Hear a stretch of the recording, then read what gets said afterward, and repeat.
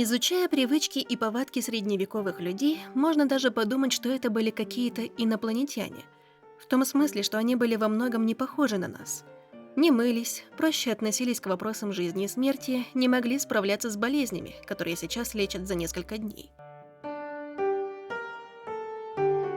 Понятно, что общество находилось на более низкой стадии развития.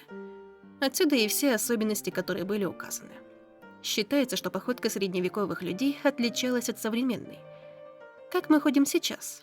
Наверное, мало кто об этом задумывается. Но если присмотреться к окружающим, можно сделать вывод, что большинство современных людей сначала наступает на пятку, затем на носок. Это удобно. Нога оказывается на земле в устойчивом положении.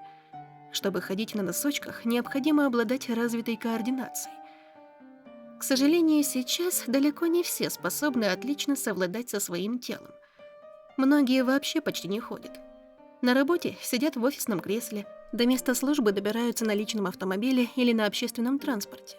Дома лежат на диване. Но это не самое главное.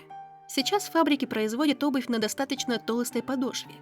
Если наступить на гвоздь, то обувь, конечно, будет проколота. А вот мусор, стекла, камешки нам не страшны.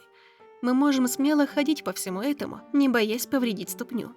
В Средневековье все было иначе. Представим улицы типичного города того времени. Что мы можем там увидеть?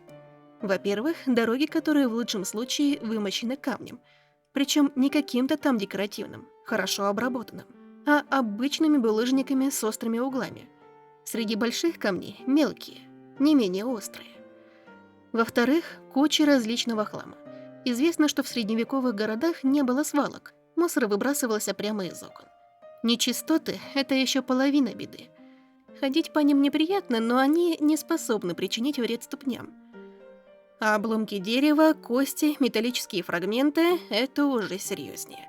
Наступив, например, на какую-нибудь щепку, можно легко поранить ногу, босую. Нужно заметить, что не у всех в те времена была обувь.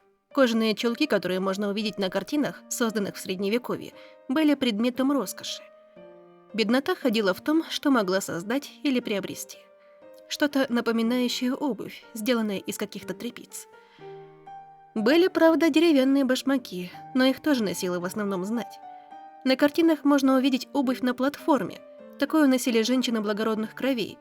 Подобные башмаки позволяли стать выше и не запачкать одежды.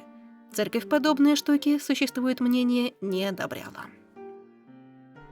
Подведем промежуточный итог. Многие в Средневековье обувались во что попало или ходили без обуви вовсе. Соответственно, людям приходилось перемещаться аккуратно, тщательно выбирая места, куда можно наступить. Поэтому большинство опиралось сначала на носок, а потом переносило вес тела на пятку, чтобы ненароком не поранить ногу. Нормальная обувь с толстой подошвой появилась в Европе в XVI веке. Тогда уже походка людей начала меняться. Не только улучшение качества обуви способствовало этому. Улицы городов начали мастить хорошим камнем, обработанным. Таким образом, отвечая на вопрос о том, что средневековая походка отличалась от современной, нужно говорить, что она была совсем другой. Люди тянули ногу и ходили очень аккуратно.